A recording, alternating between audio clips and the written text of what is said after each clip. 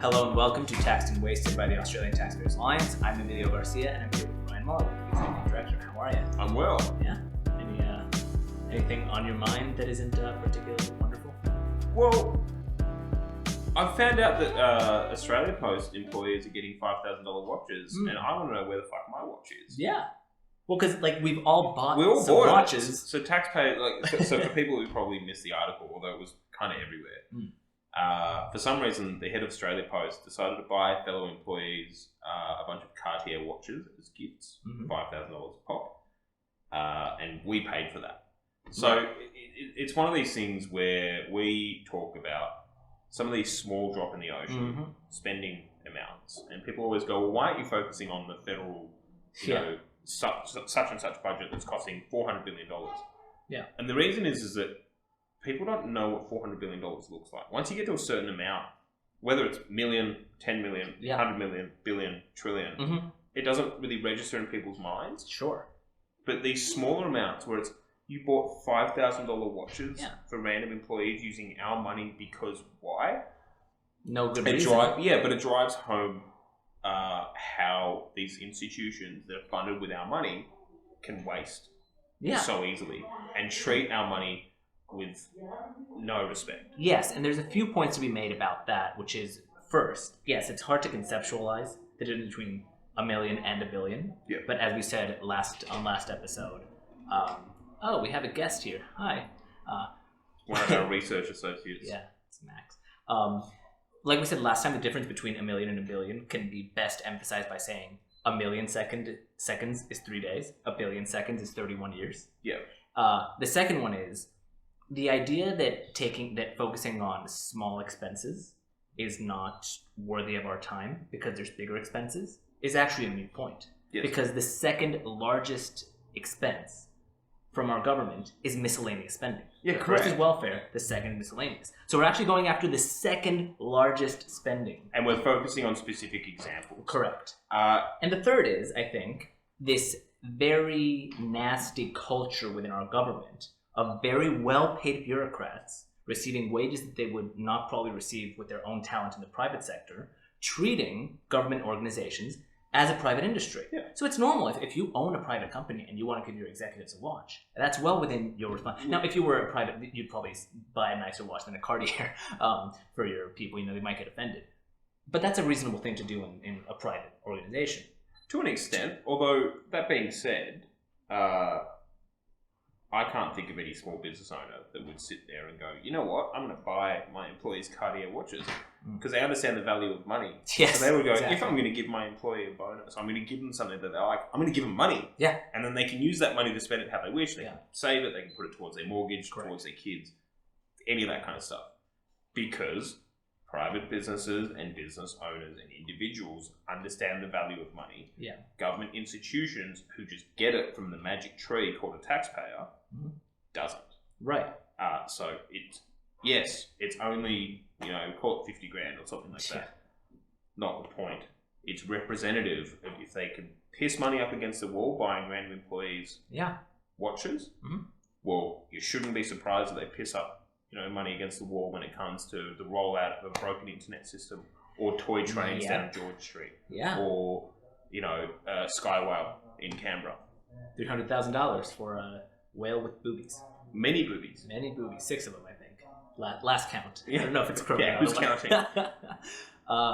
Well, yeah, I mean, what you say is true. I mean, the NBN is a perfect example. I mean, $52 billion over 10 years. And the head of the NBN, which provides us with slightly less subpar internet than we had before, just got a $3 million pay package during an economic recovery, what used to be an economic crisis. And the justification is, but we needed a national broadband network because we need fast internet. Well, I just got a new phone. It has 5G. The 5G on my phone is faster than the NBN fast internet we have for the office. Yeah, and it ain't cheap here. And it ain't cheap. And my phone's internet package is cheaper than the office internet package. Yeah. So, and to make it worse, this is something that literally every international telco giant highlighted 10 years ago. A friend of ours who used to run the digital transformation agency, he said, don't do this. It's a terrible waste of money. Oh my God, what are you doing? Yeah, and then they got rid of him. Yeah, smart of them. But the spending doesn't stop there on Australia Post, because they decided, nice watches for their government-funded employees it wasn't really enough spending. So they also gave a $150,000 ad grant to an art exchange with the China National Museum. So we're now also using Australia Post money, like the money that we give for them to make sure that we can send things to each other. They're using that money for an art exchange. How does someone even have the authority to justify something like that? Well, they shouldn't, but again, there's no oversight of this kind of stuff. I mean, people might be able to cast their mind back. I remember a couple of years ago, Australia Post spent something like $7 million on indoor plants for their head office. What? Yeah. So it could be higher. I can't remember the exact figure. We'll have to fish it out. But it was like millions of dollars on indoor plants for like their corporate offices. And it's just insane. It is. And people sit there and they wonder why their taxes are so high, and they wonder why governments are always dealing with budget deficits and struggling to get back into a surplus and all that kind of stuff. This is a prime example of why. Yeah, well, we were having a discussion earlier in the office that apparently the New South Wales government spent something like $15 million on flower arrangements. And so every time I hear it, it shocks me, but it shouldn't. I guess it's just so shocking that even after they do it over and over and over again, it never really ceases to surprise us.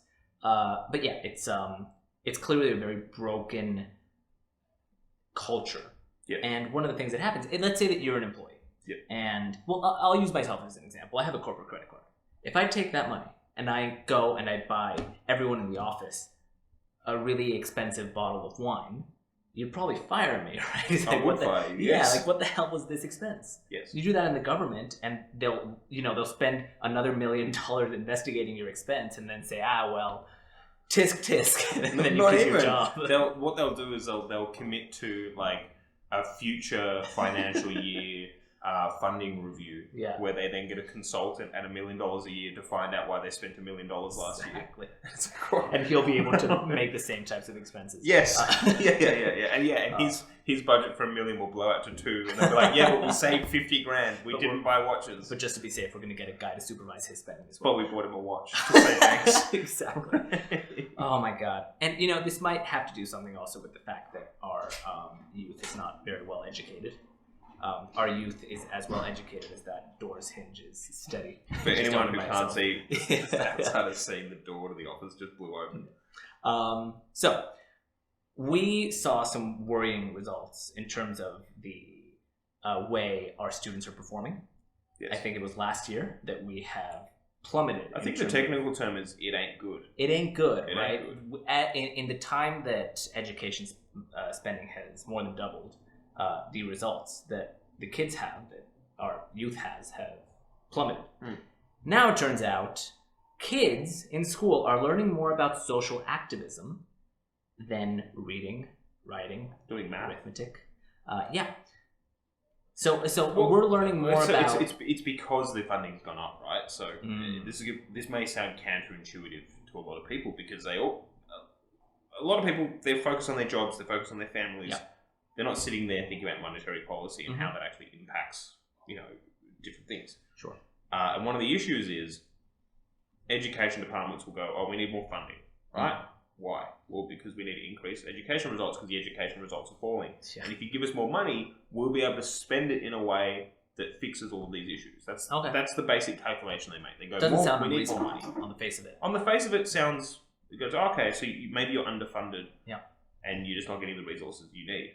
Well, what happens is federal government, state government goes, okay, here's more money towards education. Then those education departments have all this money and they go, well, do we pile it into STEM? No, because these special interest groups are sitting here saying that, interdimensional underwater backgammon and the gendered implications of making ham sandwiches needs $10 million. Yeah. And then there's all this social activism. So instead of kids learning basic arithmetic, learning, about interest rates, interest rates, how to pay their taxes, those sorts of things, they're learning about why paperclips are a sign of, the patriarchy or some bullshit like that. And then they go and do real tests and they flunk. Of course. And then they go and do a fake degree at university. Yeah. Instead of, something in STEM or something like that. And then they're unemployable. Yeah. And then they turn around hating the government because they can't find a job. Yeah, well, I think what universities have done is they've built a really intelligent business model where they're the reason that these people are in debt and unemployable, but they teach them that the reason that they're in debt and unemployable is because the government didn't support them. Yeah, the government and the society writ large.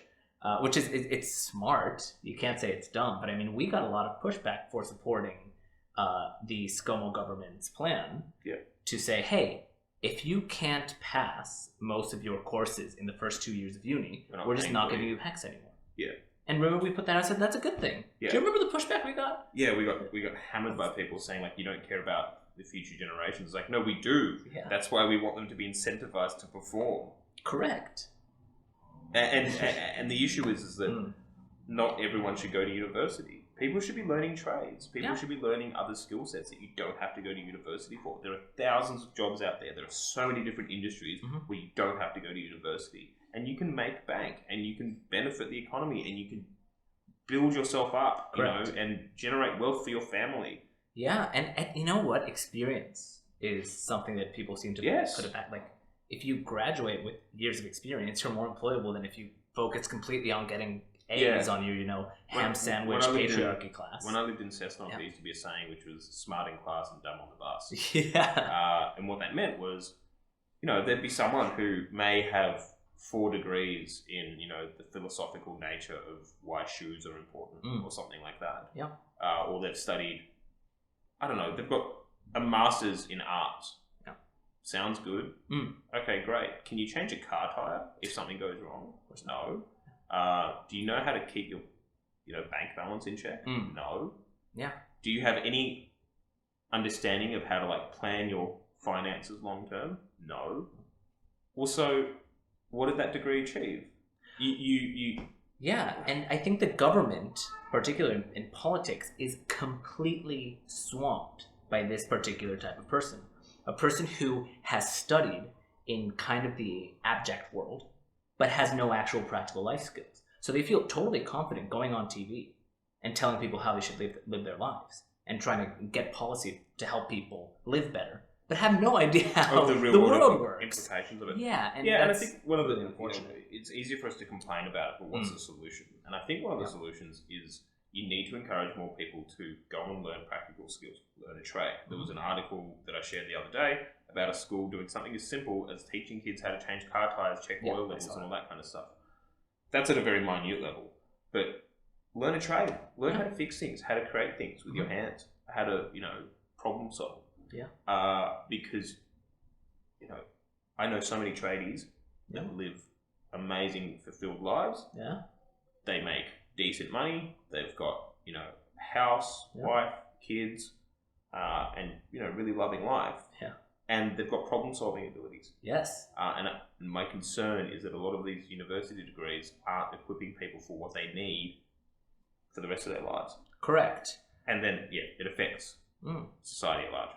Yeah, no, absolutely. And I mean, on the point of the tradies that you go sometimes to people who, are plumbers or electricians, you go to their home and they maybe don't try to shove it in your face that they make a lot of money.